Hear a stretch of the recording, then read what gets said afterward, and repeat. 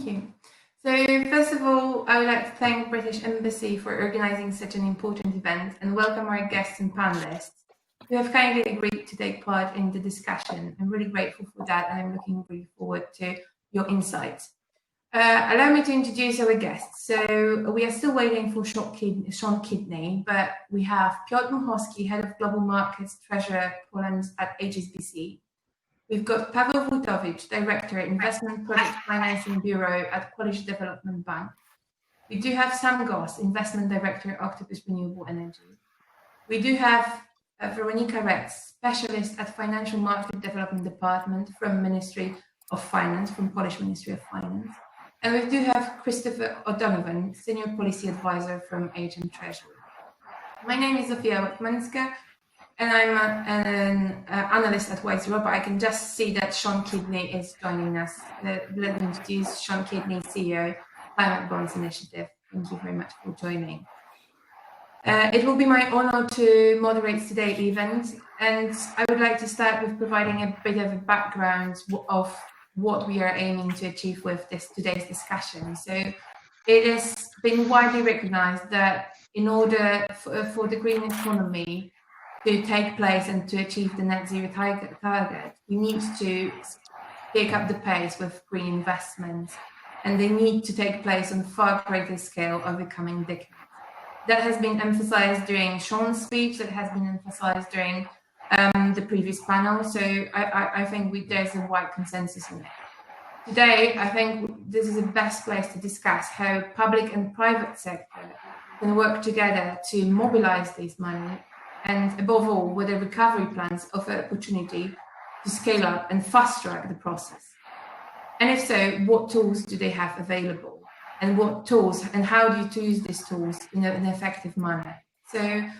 But before we jump into the discussion, I think it's important that we hear a bit of the background on the state of sustainable finance in Poland to get everyone on the same page. So I would like to give the floor to Piotr Dmuchowski from HSBC to walk us through the state of sustainable finance in Poland. Piotr, the floor is yours.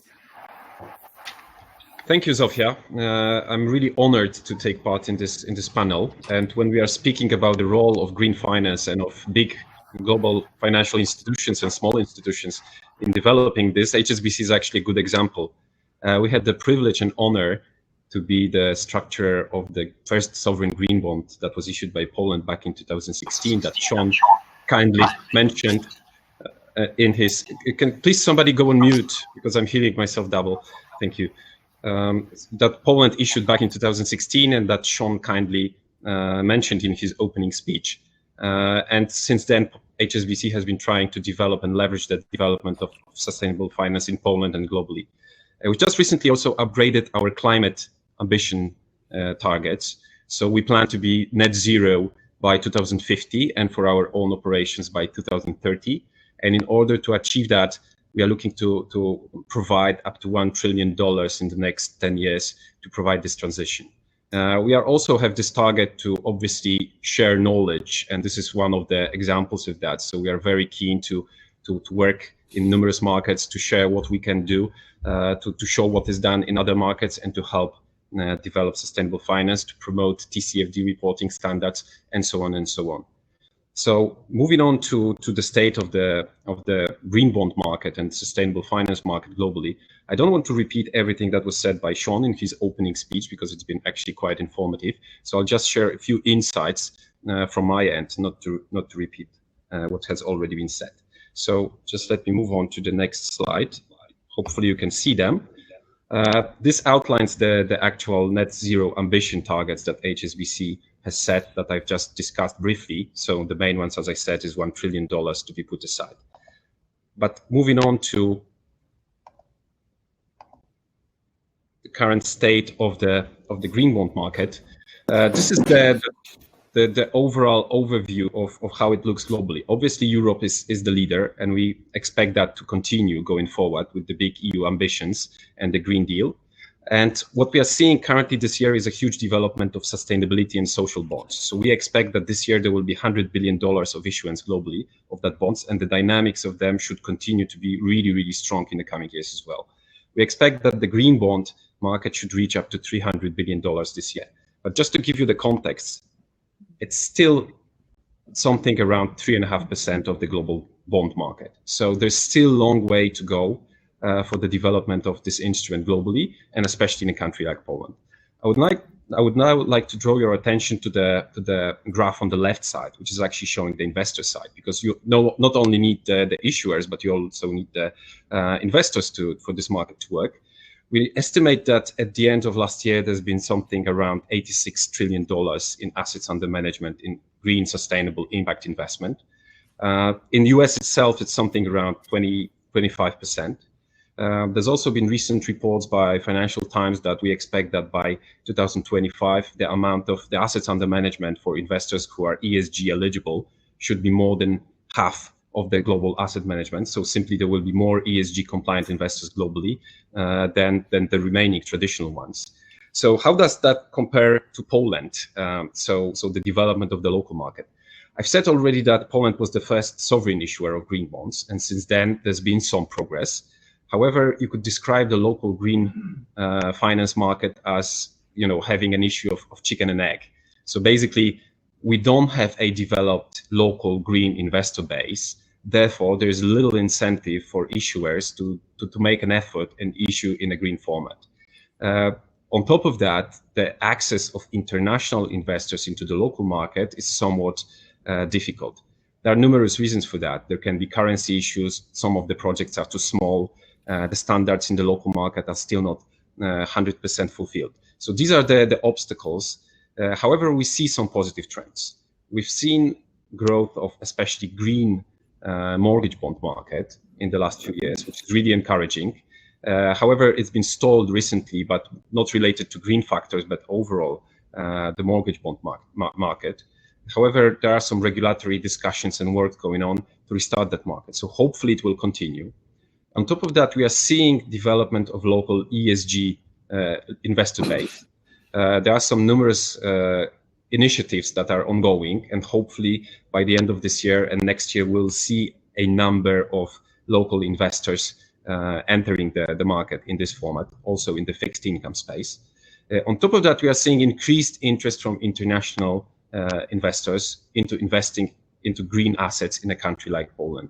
So basically, Poland is a great country from that perspective, because we've been a little bit behind in this, let's say, renewable energy or general climate investment developments. So therefore, the diversification of those funds into a new market is really interesting for them. On top of that, the climate impact for every buck you spend in a country like Poland, with issues related to air quality, energy transition, etc., is quite significant. So there is big interest, and all we need to do is try to unlock it. I might say a few words later on about that as well in the next sections. But basically, what we need to do is probably help local investors to grow quicker. That's definitely a big aim. Secondly, we need to unlock the potential and allow international investors to access the market more efficiently. In order to achieve that, we need big-scale issuers. That's basically what draws the attention.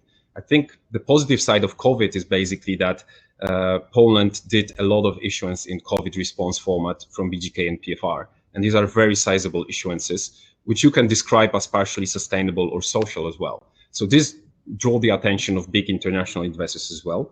And hopefully this will translate into more downstreaming this into looking into smaller issuers and new issuances going forward. I think the biggest potential, hopefully, that should develop going forward is definitely within local authorities and especially municipalities. Secondly, solar and especially offshore wind. For a country like Poland, we see some big projects. There's huge pipeline going forward. So I'm sure there will be interest and appetite from international investors as well, which should later on translate into development of local demand as well. So these would be some of the key highlights. Obviously, we are still a little bit behind in this development.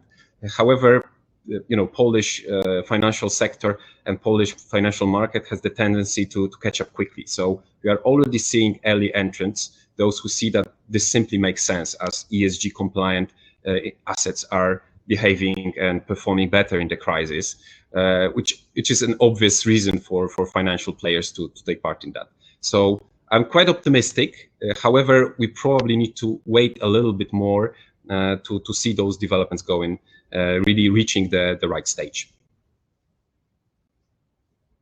Thanks, Piotr. That was very informative, and I do have one more question to you on the spot. We've heard earlier that the objective of COP26 finance campaign is for every professional financial decision to take into account climate change. Similar principles drives TCFD disclosure on recommendation on climate-related disclosure and net zero pledges. Then we did hear from Mark Carney's speech on Road to Glasgow that it's not only about the risks, but also about the opportunities. And from what you've just said, it confirms the whole narrative there. My question would be that, do you think that Polish companies are ready to sign up for such pledges? Would they be willing to? And what is the perspective of the Polish market in that context? Sure. Thank you, Zofia. So, of course, we are, as I said, we are a little bit behind. So TCFD is absolutely the top-notch standard currently that's in the market. But let's start, Polish companies and Polish banks and Polish funds to start reporting in one of the available formats and slowly progress from that perspective. But I'm really glad you asked about the opportunities part, because we did some research at HSBC, which actually presented Poland as one of the countries where opportunities are quite significant, because our industry is well linked into the supply chain of some of the biggest players in the green industry. And also the development in Poland is potentially quite attractive because the market is not developed yet. So for Poland, there's huge opportunities. So I'm sure, the market doesn't like empty spots and is trying to be as efficient as possible. So I'm sure more and more people and players and investors and banks and corporations are seeing that. So they will be quickly catching up. Thanks a lot. It is quite optimistic, and I'm hoping that after today's panels we'll hear more lessons learned and transferable knowledge that can be applied both ways in order to ensure that these investors and these financial institutions will be willing to commit to net zero targets. But you've also touched upon the role of financial sector in the green recovery, and I would like now to switch more to hear a bit about the English perspective. And if I can ask Christopher to reflect on that, what is the role of financial sector in the sustainable post-COVID recovery?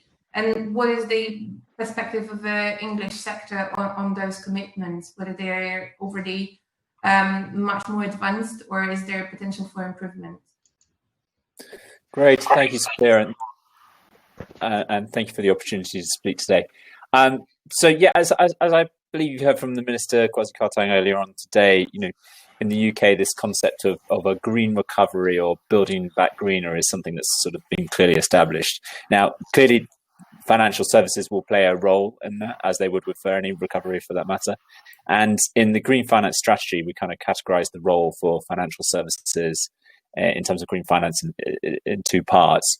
So firstly, the sort of, in the traditional sense, as we called it, sort of financing green, i.e. Ensuring that finance flows towards economic activities that substantially contribute towards an environmental objective. And secondly, greening finance, i.e. how can you really embed the risks and opportunities of climate change into everyday financial decision making? And to give an example here of what our focus is, we saw the TCFD framework, as you mentioned, as an important step in generating the necessary data that's needed to inform financial decisions. In the strategy, we set an expectation that all listed companies and large asset owners will make disclosures in line with the recommendations of the TCFD by 2022. And we also set up a task force within government and with the regulators to explore the most effective approach to climate-related disclosures. And amongst other things, this task force is considering the evidence as to whether making climate-related disclosures mandatory for financial market participants and whether this would lead to meaningful disclosures and consequently drive the appropriate changes in behavior. So to pick up on the point of, is there sort of support within the financial service sector within the UK? I think and maybe Sean could testify to this as well, is I think we've definitely seen a huge groundswell in momentum within the industry to support the direction of travel, especially in the sort of last 3 or 4 years in particular. And I think that's both in recognition that the climate change risks and opportunities will be financially material to many companies, and so how can they capitalize on that? But also, I think it demonstrates that there is a real appetite within certain parts of the industry to sort of push this policy forward. Now, just to highlight one interesting development, there have been lots of financial services firms which are taking on the onus on themselves almost to on a voluntary basis to set themselves net zero targets by 2050, and this is a really positive development, and something the Minister mentioned earlier on today, and something that the government is keen to support. So yes, these announcements need to be taken further, but I think the fact that you're seeing these sorts of announcements come out, especially as we've seen a few over the course of the pandemic, is sort of testament to the importance that the industry puts on this matter, and ultimately on the longevity of the momentum that we're currently seeing. Thanks a lot. That accounts for quite well-developed support system that is to mainstream climate finance in UK. And now I would like to switch to Paweł Wójtowicz from WiseEuropa to ask from Polish perspective of a public financial institution, what do you think is the role of such institution in sustainable recovery? And what is your perspective on such declarations, on net zero commitments, on PCFD and so on, that I think more and more companies in Poland are also committing to? Thank you, Zofia, for your question. To start with, this is my belief that the whole financing sector in Poland is eager to support sustainable post-COVID recovery. Sustainable and so-called green projects were already high on the agenda of banks before the COVID. And now this attitude, I believe, can only strengthen.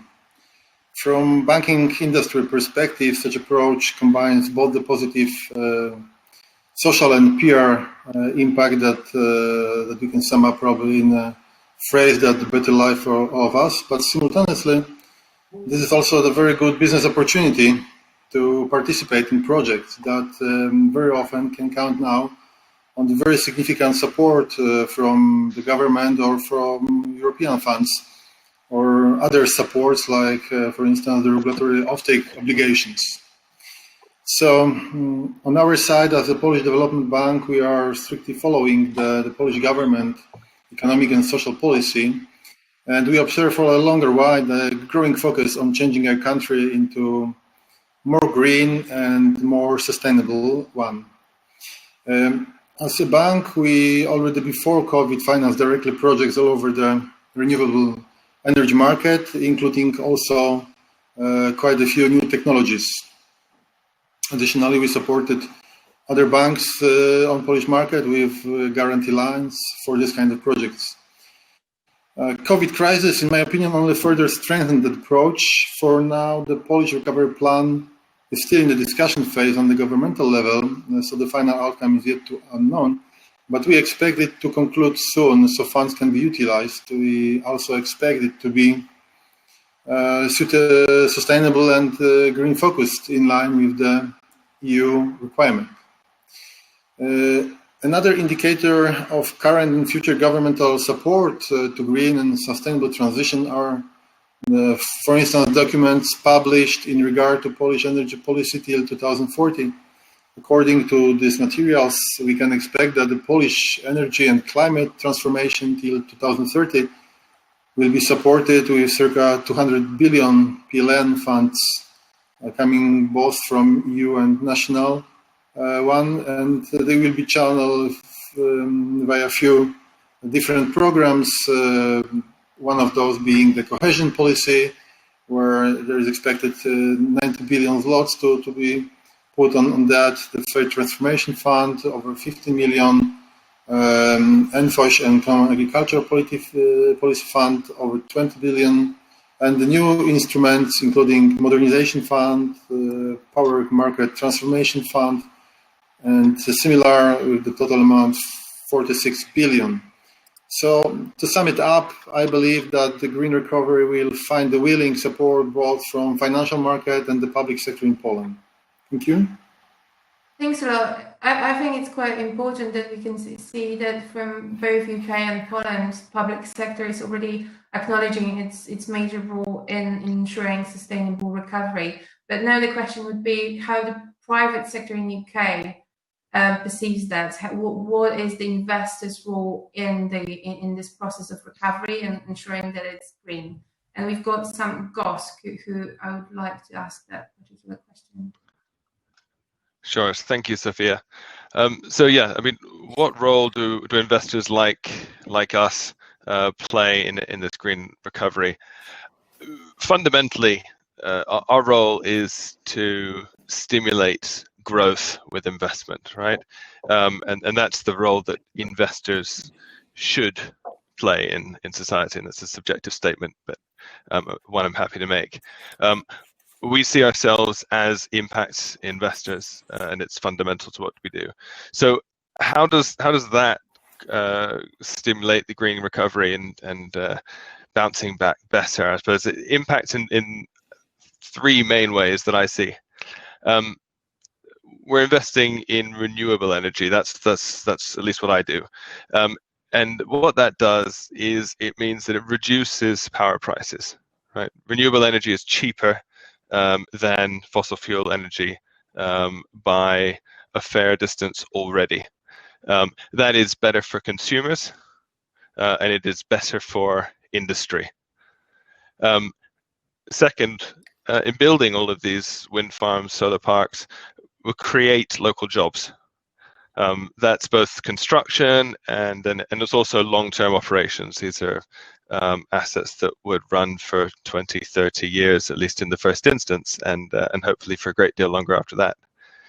And also in doing so, I suppose as investors, what we're doing is we're supporting the growth of a local green economic ecosystem by creating the demand for these projects from the developers who are creating them in the first place.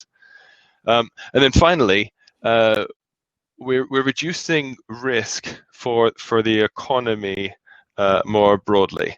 What do I mean by that? Well, when you're exporting, or indeed in the local market, consumers pay more and more attention to what goes into the products that they're consuming. You can buy green steel now, and consumers care about that. And I think that this is something that can change very, very quickly. So we used to think about buying green energy as being something akin to buying organic, right? It's something that made you stand out. It's something that might make you feel a little bit better about yourself. I think we're moving very quickly from that world into one where being green is more like the hygiene sticker that you'll sometimes see in a restaurant, right? Do you want to be the last supermarket to be still buying brown energy? Nobody's going to say yes to that, I believe. So there are, it's not straightforward. There are questions, particularly for Poland, where on the one hand, as a green investor, I see the fantastic opportunities presented by having so much coal in the mix versus the very real social impact that a switch away from coal is going to have. But again, overall, this is something which could be a huge opportunity for Poland, for Polish people, for the Polish economy, and our role is very much to help stimulate growth through investing into the economy and into renewable energy. Thanks, Sam. I think that gives us quite complementary picture of linking the public and private sector. And although no one said yes to your question, you got a few nods there. So definitely there's a wider consensus among us here that you make a valid point. So far we've heard the diagnosis part of what is the role of financial sector, and now I would like to move to a more practical part where I would like to ask question: what are the tools and solutions that could lead from the financial sector perspective to build back better, and how to efficiently use them? So now I would like to turn to Sean to sort of link the perspective of green bonds and COVID and discuss how to efficiently use them, because green bonds were already a rising market prior to the crisis, but how to make that we efficiently use them as an instrument for the recovery? Well, there's a very simple answer to that now, is that Polish companies and the government, because remember sovereigns, Poland was leader in sovereigns, can issue green bonds now and they can get market benefits. It's very clear. If you can issue a green bond, you're going to get a benefit. You will get more investors. You will get some fantastic headlines. In Europe, you will get a stock price bounce, and that stock price bounce will stay up as a rule, according to 2 academic database studies. And if you're issuing in euros, you will get price. You will get reduced price. Thank you, Germany, for having made that very clear with their issuance of green bond. I'm sure a UK gilt will show this next year when it finally comes to market in sterling. So, we have this very clear set of advantages if you can issue a bond. Now, that doesn't help a cabinet maker in Krakow just yet. That's got to flow on from banks getting an advantage, a pricing advantage in markets, to then growing lending programs. In the same way Barclays has, who issued a major green 400 million green bond just yesterday. I think I closed the deal, or just a few days ago anyway, which is for green mortgages. Now they, on the back of their first green bond, which was €500 million, they bought out a discount mortgage product, 25 bips below the cost and standard cost of a mortgage, if you had a green home. They've grown that portfolio. They now have enough assets to be able to do another bond to refinance that. I can point you to half a dozen institutions, from Bank Colombia in Colombia to Investor in Australia, that have done the same idea. If they get cheaper cost of capital, they want to grow that pool so that then differentiate the cost of capital to their customers. And that's how the money flows on to the carpenter in Krakow. But it'll take a bit of time. But in the meantime, the advantages of issuance are very clearly there. And we can give you lots of stories. But what can we do to really turbocharge this? Of course, we can do more. So in Europe, we're making the rules clearer. The EU taxonomy provides that shopping list for the future that I talked about earlier. Poland has an opportunity. It can now look at the shopping list, which is basically done, coming into power on the 1 January, and say, okay, in this universe, all of which investors consider lower risk, that's why that stock price bounce is happening when you issue a green bond, what can we make money out of? What are our economic opportunities here? Have we got industries that will be successful? This is the time to do it, literally the next 6 months. And then you could look to the European Commission to say, well, how can you engineer greater support in these sectors? We have the opportunity. We have some vast bits of capital, like the Recovery and Resilience Fund, that will support green investments, which has a bias to what's in the taxonomy. And you've got to make sure it's resilient at a minimum.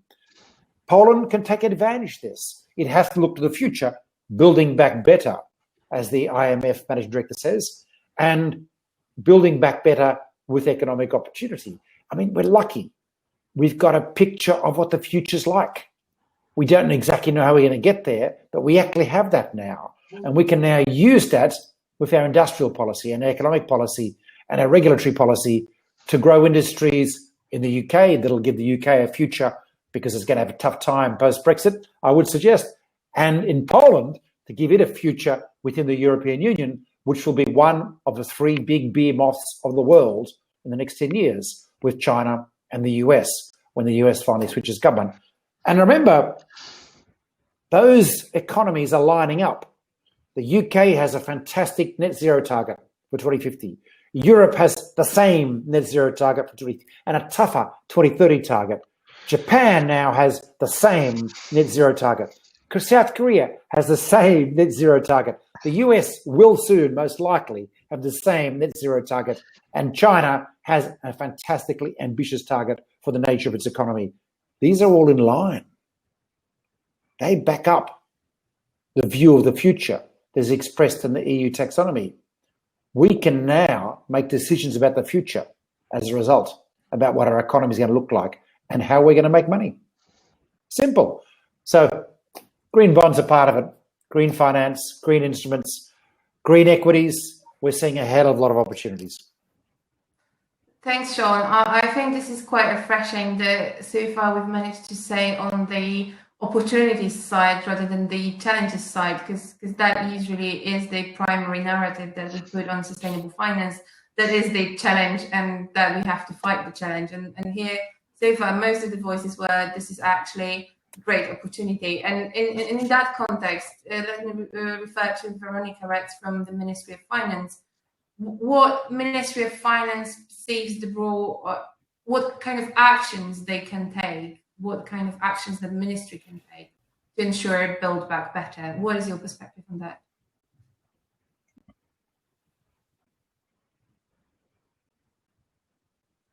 The question. Can you hear me? Now we can hear you. Yeah. Did you hear the question? Yes. Thank you for the question. Actually, we as the Ministry of Finance agree that financial sector is very important in green recovery. In particular, well-developed local capital markets allow for more efficient capital and risk allocation, making the recovery process more efficient and the economy more resistant to possible shocks. We also think that private financing should play a special role in recovery process.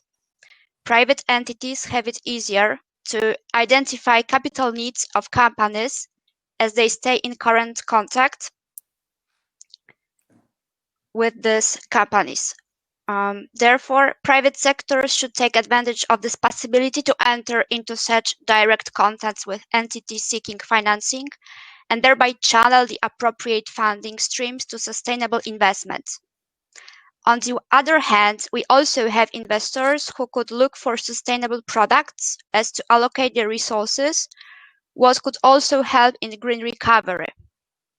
Nevertheless, I think that in this regard, we need intensive education aimed at both companies that are potential issuers and investors. Sufficiently educated in the field of sustainable finance, financial sector stakeholders are important in creating supply and demand for sustainable products and investments, what of course determines green recovery. As for public sector, of course, in my opinion, it should actively support private sector in green recovery. We, as Polish Ministry of Finance, although before pandemic, have taken first step in this direction by establishing Financial Market Development Council Working Group on Sustainable Finance. When we think about the preparation of the Polish sector to participate in the so-called green recovery, actually, I have the impression that we are still learning about sustainability. There appear, of course, issues that have been broadly known, for example, green bonds. Nevertheless, it's worth noticing that climate-related issues are extremely broad, and some of their aspects still require in-depth discussion and involvement of everyone. So, not only financial market institutions, but also investors and, of course, public administration.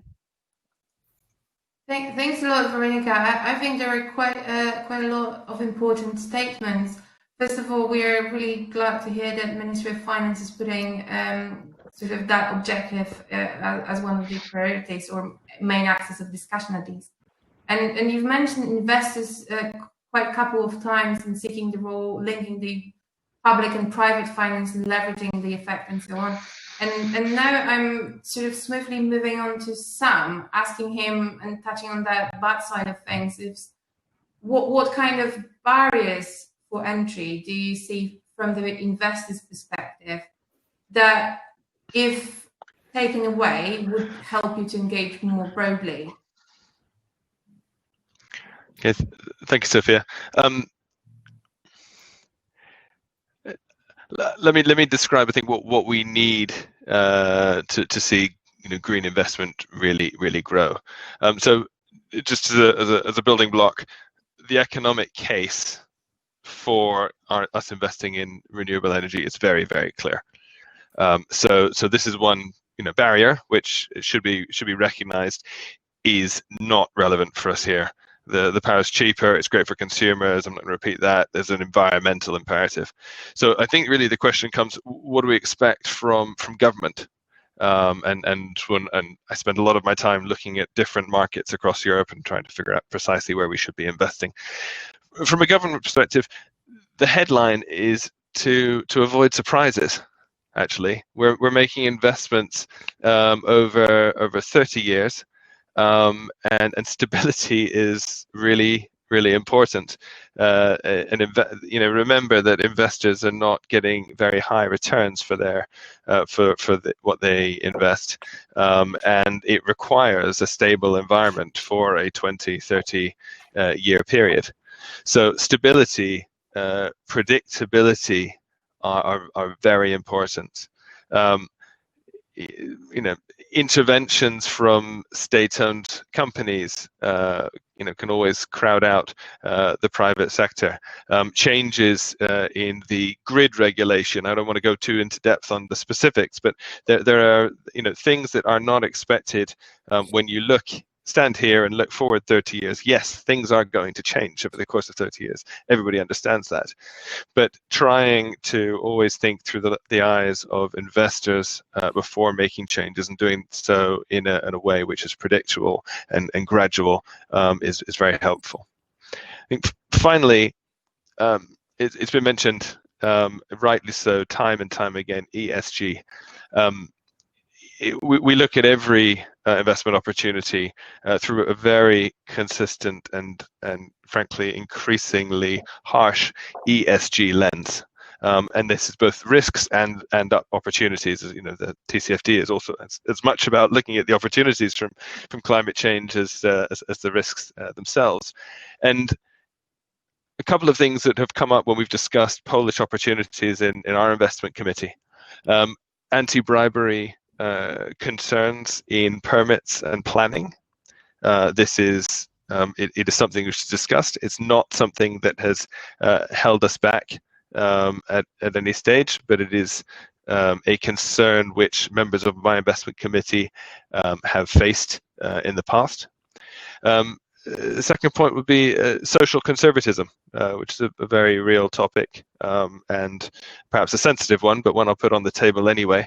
In Poland at the moment, when we look at the environments and the opportunities in which we want to be making a positive investment, we're very mindful of the S of ESG, the social, and we're certainly mindful there. This is also, in the positive sense, the opportunities with so much coal in the system mean that the carbon impact is simply huge. And just to put that in, it's easy to say huge. Every pound spent in Poland has roughly 10 times the impact of a pound spent in Norway. Right, because Norway is mostly running on hydroelectric, you're mostly running on coal in Poland, and therefore, as impact investors, the attraction of Poland is huge, But as I say, it's important to make sure that we don't run into some of the potential barriers and obstructions that I mentioned. Thanks a lot, Sam. I think you've raised also quite a lot of important points, and ones that can be linked to previous speakers. So, for example, Veronica's raising point on education. I think the ESG dimension that you're raising, that goes very strongly, and it's very strongly linked to the education of investors, that ESG is not only environment but also social aspect that companies are already paying attention to. So I think this is something we need to acknowledge, that there's a lot to be done, and thank you for your perspective. But at the same time, there have been links in previous speeches between the public investments and public role, private role, and I wanted to ask Piotr on if you could make a quick remark on the local governments, because I think they were overlooked a bit in previous speeches, and if you can sort of look at that dimension, just a brief comment. Sure. Thank you, Zofia. So yeah, basically, cities are very important in terms of fighting the climate change because they are responsible for circa about 80% of CO2 emissions. So they are very, very important. And also the effects of climate change are very often felt on the local level. So they are crucial. Actually, I did some research on local governments during my postgraduate studies in Cambridge, and Polish municipalities, 44 of them, excluding Warsaw, did a big analysis on the potential climate and mitigation adaptation investment needs in the next 10 years. And the estimate was north of 40 billion zloty. And this was very conservative because I looked through those reports and some of the cities simply thought that the investment is about the inputting bike routes and stuff like that, which is really important. But they did not include estimates for exchanging their public transport network into electric one, for instance. So this shows that the real need is much bigger. And during my studies, I identified a lot of barriers that Sam also mentioned as well. I think, investors need bankable projects. They need sufficient scale. They need those projects to be aligned with standards they expect. So all of these things might be difficult for local governments to meet. And there are numerous examples globally about how you deal with this, let's say, financial mismatch, as you could call it. There are some pooling mechanisms, so green banks, development banks stepping in, or some special agencies to help in that, to aggregate projects, to help with the knowledge gap as well, etc. And on top of that, you can use blended finance, which we haven't mentioned yet here, which is the combination of public support, which is already provided by some of the development banks, with the private money, which helps to leverage the size.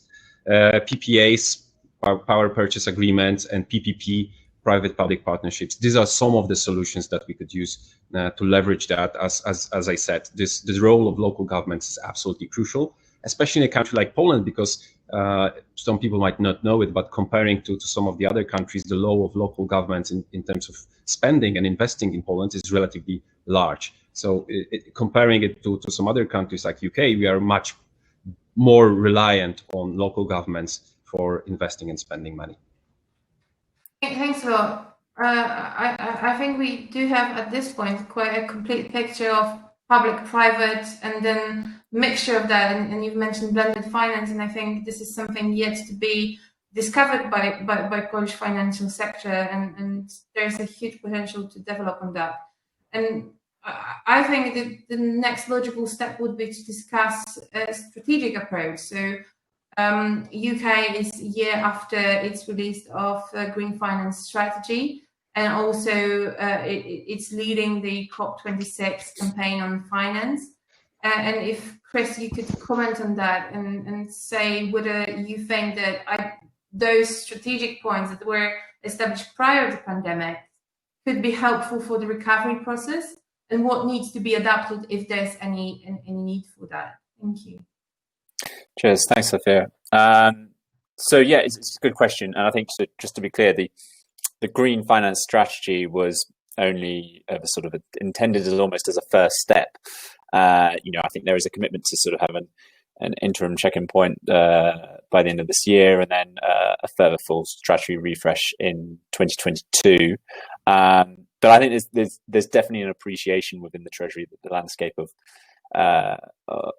green finance as a policy area, as it were, is sort of constantly changing and evolving and almost improving. So, as you point out, since we published the Green Finance Strategy, the UK was appointed as co-hosts of COP26 along with Italy. And under the private finance track for COP26, the Prime Minister appointed Mark Carney, former governor of the Bank of England, as his advisor for private finance for the conference. So I thought it might just be worth just touching a bit about our agenda for COP26, as that sort of covers some of the more up-to-date thinking that we've got in terms of this space. So he's made it very clear that he's got sort of four priorities for COP26, the sort of 3 R's and an M. So that's risk reporting, returns, and mobilization. So if I can dive into those in a little bit more detail.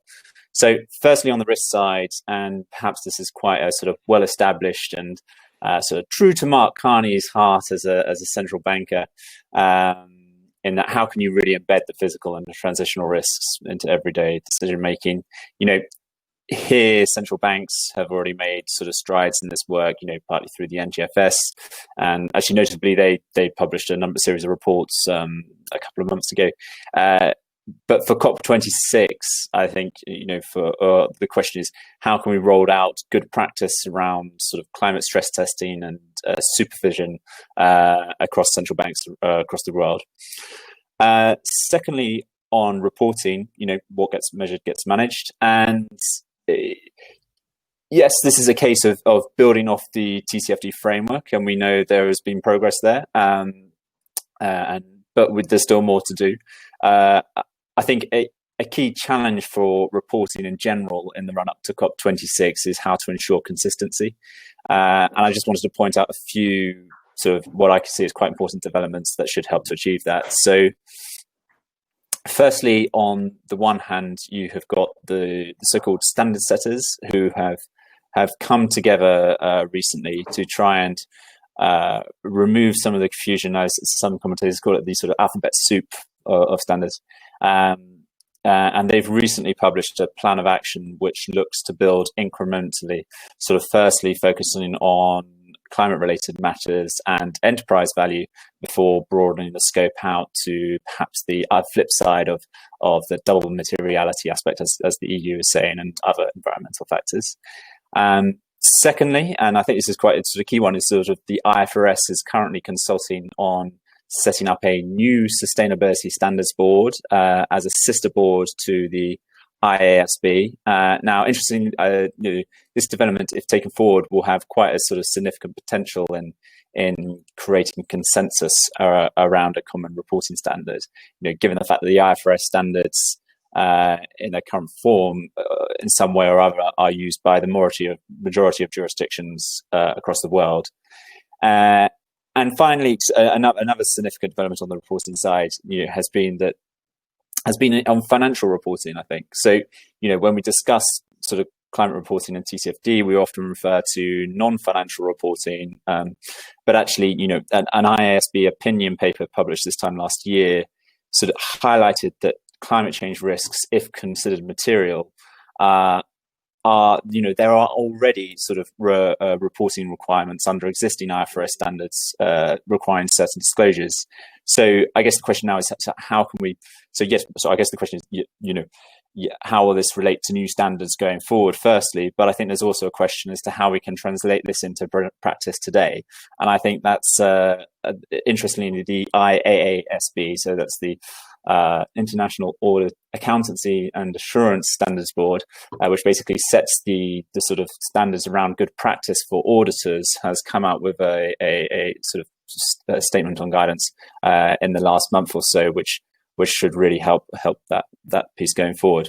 So going back to the 3 R's, so we also have this concept around returns, and here we're really building on the private sector and those announcements around net zero, as I mentioned earlier. As in when companies make commitments, what is a good transition plan? What does a consistent best practice look like? And as part of that, we're looking at sort of metrics and how, in particular, this concept of an implied temperature rise, or ITR,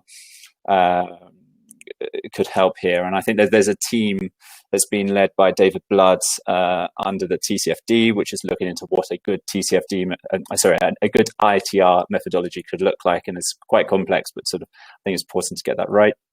And then finally on mobilization, sorry, I'm conscious I've rattled on a bit. So here it's really about going back towards how we can help finance flows to where it's needed, often towards emerging markets.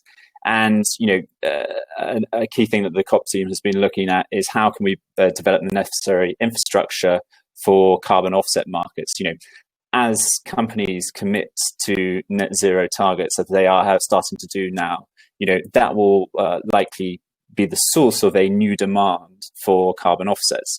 So how can we look to build the market infrastructure that can really build a reliable and robust carbon offset market?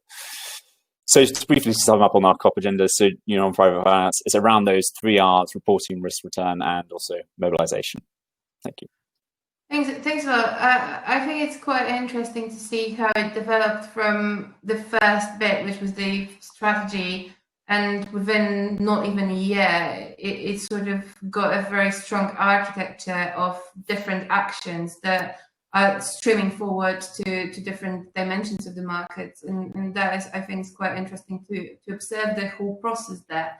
And I think, again, I would like to bounce it back to the Polish perspective and the Ministry of Finance, because I think we are slightly earlier in that process, in the process of establishing our strategic approach towards green finance. And if you've mentioned, Weronika, the working group on sustainable finance within the capital market, would you mind saying a few more words about that? What are the objectives, and what is the Polish strategic approach towards green finance? Okay, thank you. Actually, we can see that sustainable finance has a very high potential. So, as the Polish Ministry of Finance, we follow the path marked by the EU actions have taken a significant step in this direction. When creating the government document of the Capital Market Development Strategy, at the request of the market environment, we included sustainable finance as one of the most important development areas and pillars of the modern domestic capital market. Within this area, the strategy provides for 5 measures, that is, establishment of the Financial Market Development Council Working Group on Sustainable Finance, analysis of the possibilities of further development of the green bond market, undertaking to track educational and promotional activities in the field of sustainable investments and products, lobbying by entities of the Polish market and energy companies on the international forum, and last but not least, analysis of the legitimacy of introducing the low carbon benchmark by the WSE benchmark. The Financial Market Development Council Working Group on Sustainable Finance was appointed in December 2019. The working group brings together the most important stakeholders of the Polish financial market, as well as scientists and experts in this field. So our role as the Polish Ministry of Finance is to coordinate the work of this group. Generally, the main task of the group is to implement the activities provided for in the Capital Market Development Strategy within this area. However, the most important thing, in my opinion, is that thanks to this group, it's possible to take ad hoc activities. So due to the fact that we gather a wide group of stakeholders, we can quickly identify the most important problems and the needs of the Polish market in the field of sustainable finance and address them directly. Therefore, we see a high potential in the work of this group, especially that the stakeholders can propose another new actions in this field, which are not foreseen in the Capital Market Development Strategy. Thanks, Weronika. I think, again, there are quite important statements. First of all, you've mentioned the importance of green bonds, importance of education, importance of establishing the discussion forum for that. And all of that has been discussed today, and all of that has been raised by different speakers today as very important factors contributing to mainstreaming climate finance. So thanks a lot for that remark. I think I would like to go towards the European level at this point and ask Sean for his brief remarks on what is going on at the EU level. You've been engaged in tech works, you've been engaged in different bodies, and what is your perspective of the state of advancement of sustainable finance agenda at the EU level, and what are the moves forward? What is your perspective? You know, we have to be very excited here. Poland, the UK still until the end of the year, Ireland, France and Germany and so on are part of a grand development, which is Europe embracing the science. Finally, this is the first major economy that has chosen to listen to the climate scientists in a way for the last 30 years we haven't. The last 30 years we've been saying, oh, well, that's really good what you say over here, scientists, but we can only do this, so this is our targets. The UK has been one of the leaders here, thanks to the Climate Change Act and the Climate Change Committee, been really leading on this. But industry policy is not yet up to scratch in any major economy. So this is a major change in Europe. Ursula von der Leyen's speech of a couple of weeks ago, setting 2030 targets or 50% cut of emissions are a major change. How we do it, God, it's hard. It's hard. But we now need to understand that if we don't, there is no future for our children. That's the point of the science, and that's the point of the last 30 years of not taking action. So the agenda is extremely forward in the European Union, or the Commission, I should say. I mean, we have vice presidents and president all singing from the same song sheet. There is no debate, no argument. There is a shuffling of responsibilities to ensure delivery of this agenda. The EU Action Plan number 2, to come out at the beginning of next year, will be a significant step up. Now, I hope that in that plan, there'll be a lot more opportunities for Poland and what we need to do, and Eastern European countries. And what we need to understand is the extent to which Europe can meet its targets by supporting Eastern European countries with energy efficiency drives, with renewable energy drives, with transport investments. I mean, we need better intercity transport across the whole of Eastern Europe. Fund that, and the EIB will fund that at very low cost, at these unbelievably low interest rates that we currently have in Europe, if we back it with the European Commission money. So that's all in train. The 3 things I would leave you with would be the taxonomy work we've done. As I mentioned before, makes it simple. It tells us what the future is going to look like. If you're in the taxonomy, you are very, very low risk of being affected by policy changes. If you're not in the taxonomy, there is a risk, and you need to put a risk premium on your investments accordingly, because you don't know. Some areas, fossil fuel investments, and I'm afraid this does include gas at the moment, are very challenging for a number of science-based reasons. That's one. We're going to do more work on that in Europe around circular economy, pollution prevention, etc., and social issues. 2, we then need to, and we are starting to, significantly preference the cost of capital. Some of that is regulatory. The network for greening the financial system, of which the Bank of England has been such a leader in, is critically important here. We're seeing regulatory changes and incentives, such as the Hungarian Central Bank has brought in, which are leading to the shift. We will see more blended finance instruments. We will see more discount capital, like the Recovery and Resilience Fund. That will grow. It will grow fast. It will be fiscally efficient because it has to be, because we don't have any fiscal headroom. So it will have to be fiscally efficient. But it will be real differential pricing for companies in Poland. And then 3 is the real issue. That's all very well. We kind of know what to do. We're getting the capital sorted out. The problem is we don't have the projects. We don't have the planning done. We don't have the financial viability models done, even at low cost capital, because we haven't done our homework. And that's everywhere, frankly. Now, in Poland, what it means is, and for our colleagues in the Ministry of Finance, I would love to be working with you to take advantage of these opportunities. It means looking around the Polish economy and saying, okay, we need that infrastructure that's going to qualify, that's going to get lower cost capital. That one's a tough one to sell because it doesn't meet the new rules. We can keep pursuing that, but let's face it, it's not going to get cheap capital, etc. now. And then look at the regulatory settings, the fiscally efficient settings, and the planning that will deliver deal flow that will allow the European Investment Bank, the EBRD, and the private investors who want to invest behind them to invest. That's the job. That's the immediate job, but that's the opportunity, because there is so much we can do. It's huge palette.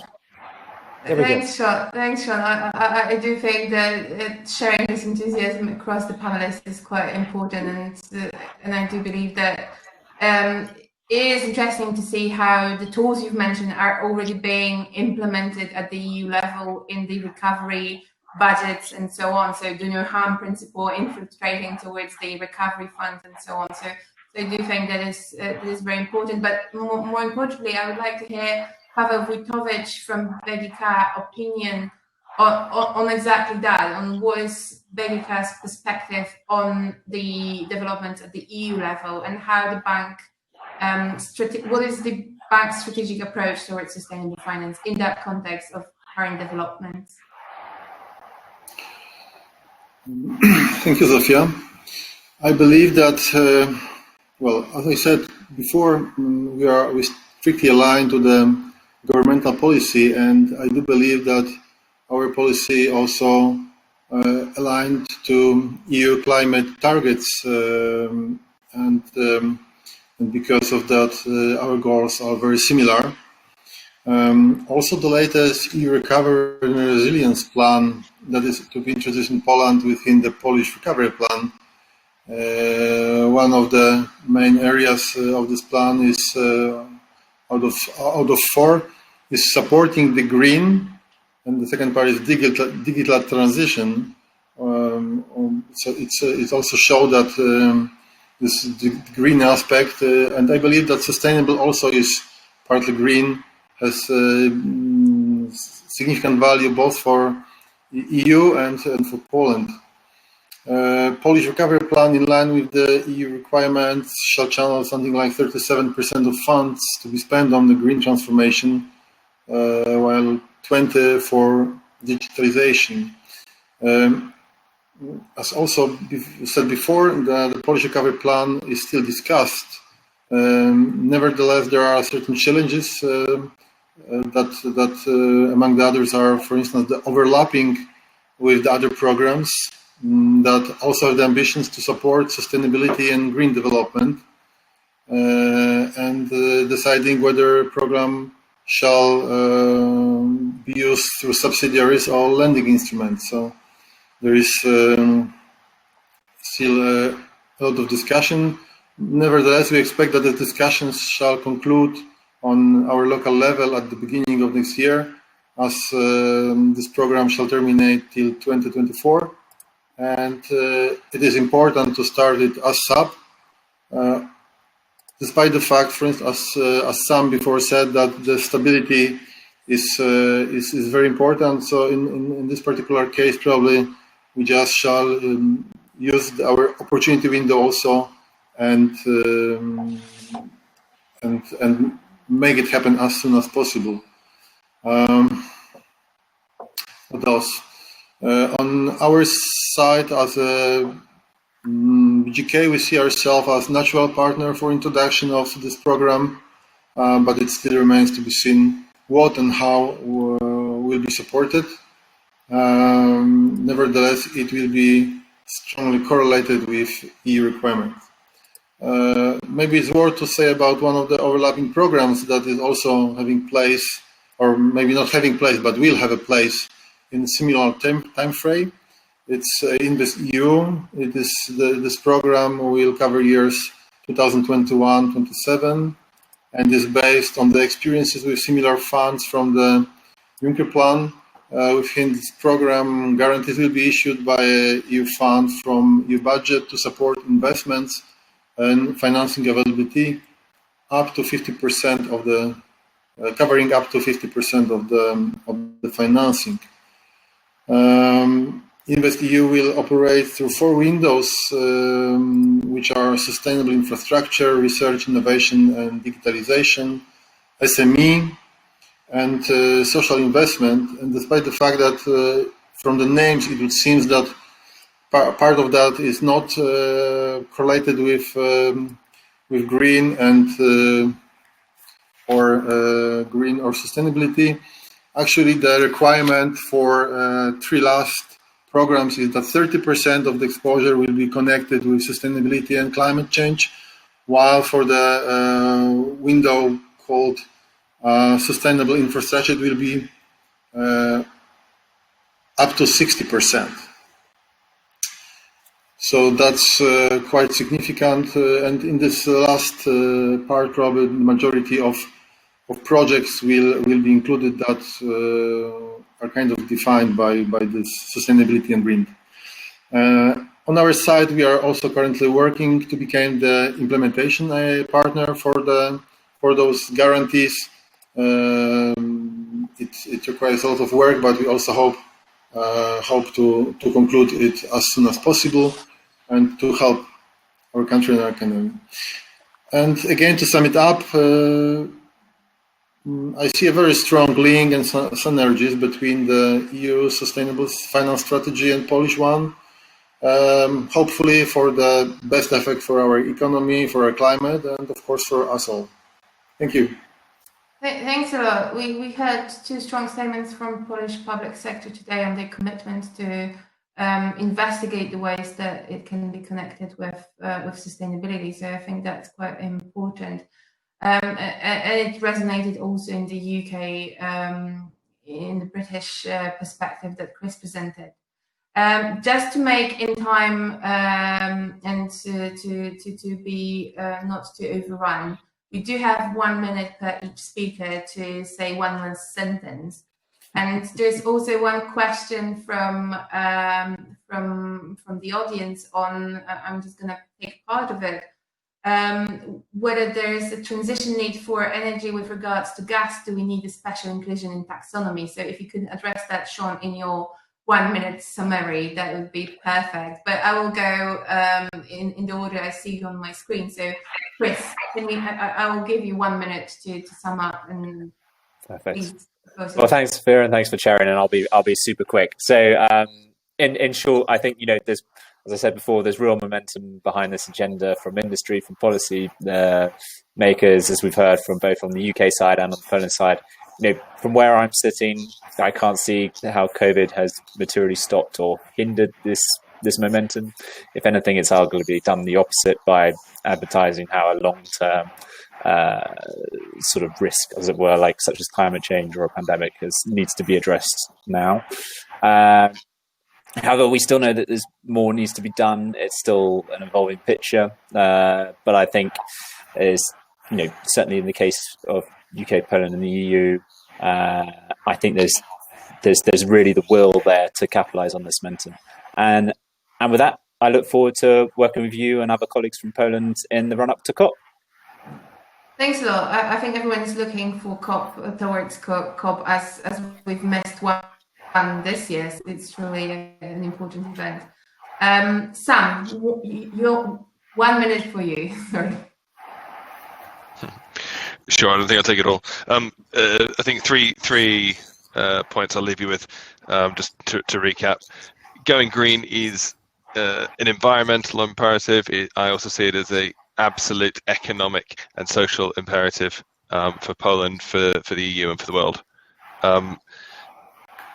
ESG looked at holistically, not just the E, not just the environment, but social and governance are absolutely in our sights as investors.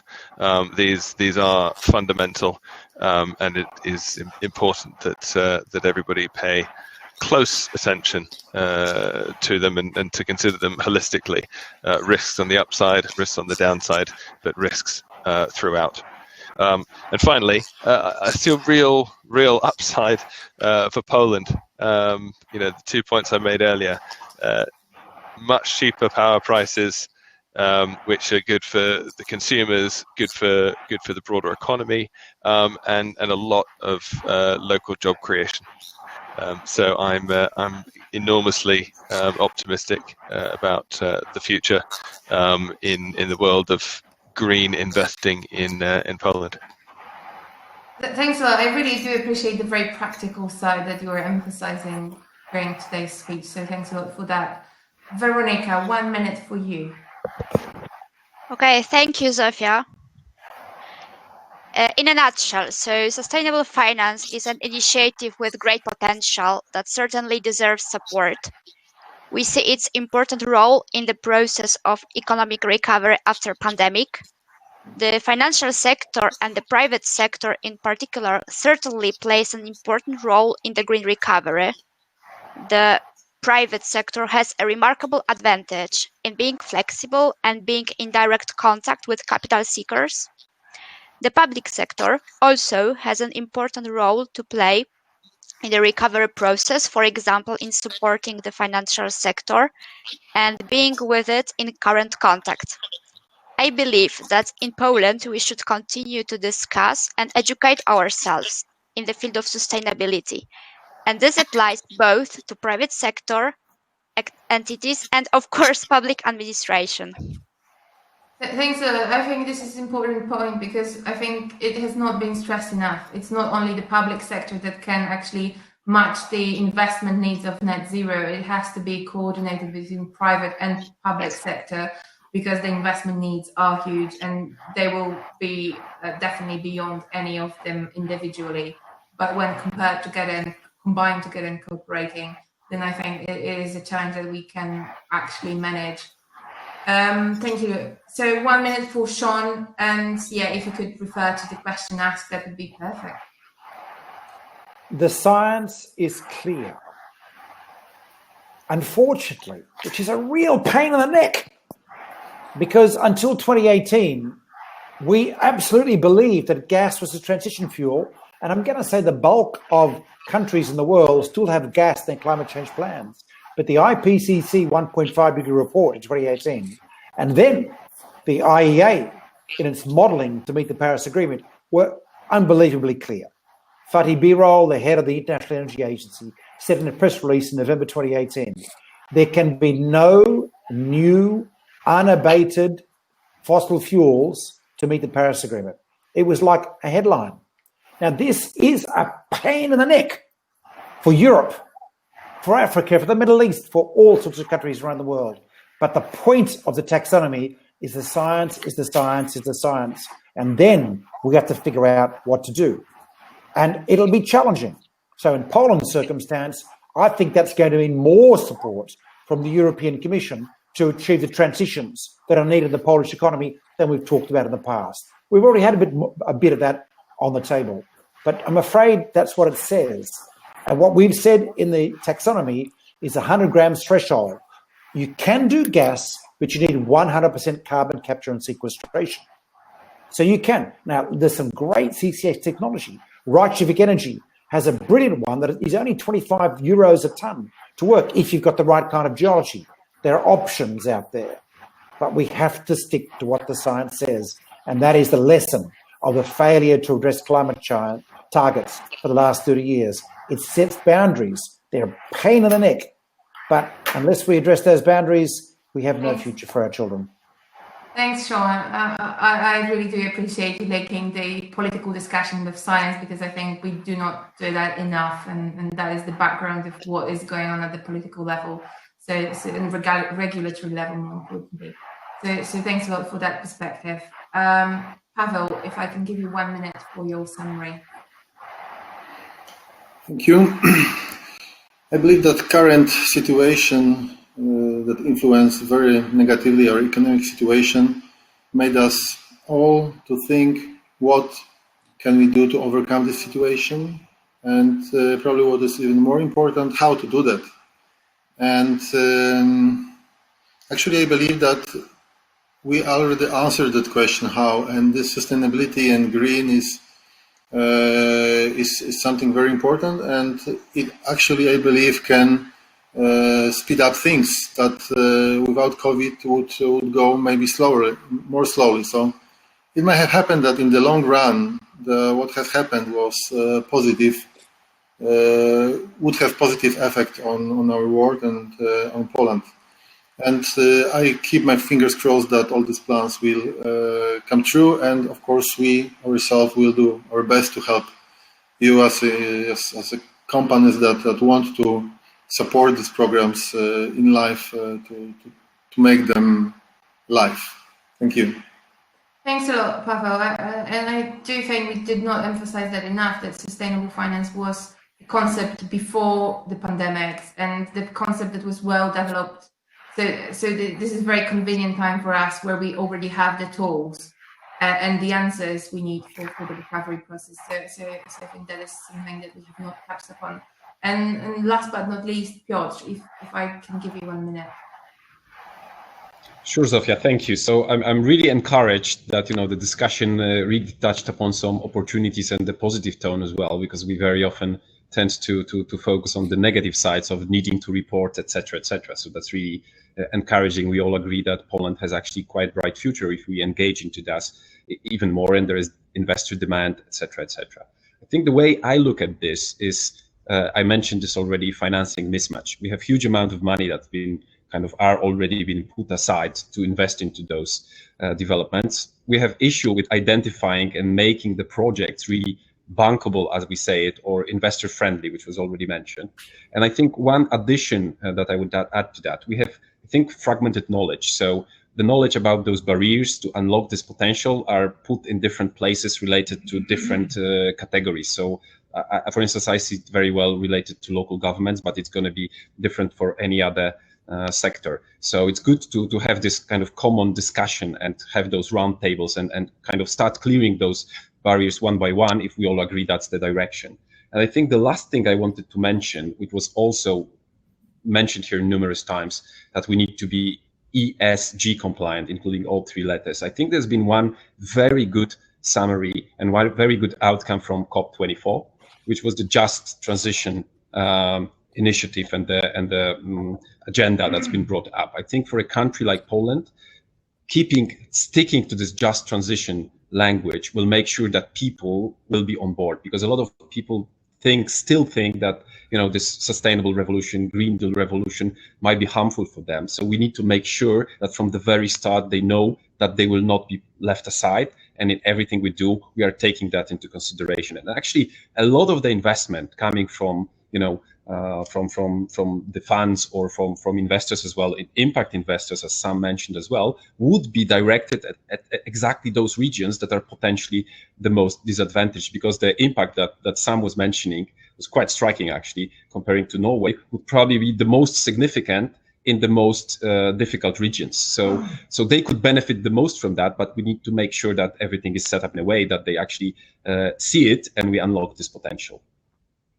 Thank you very much. I think this is a very forward-looking assignment also ahead of COP, to look on inclusivity and the social dimension of it as well. So I think that can build on COP24 work, and it's going to be interesting how it's going to be incorporated in the COP26.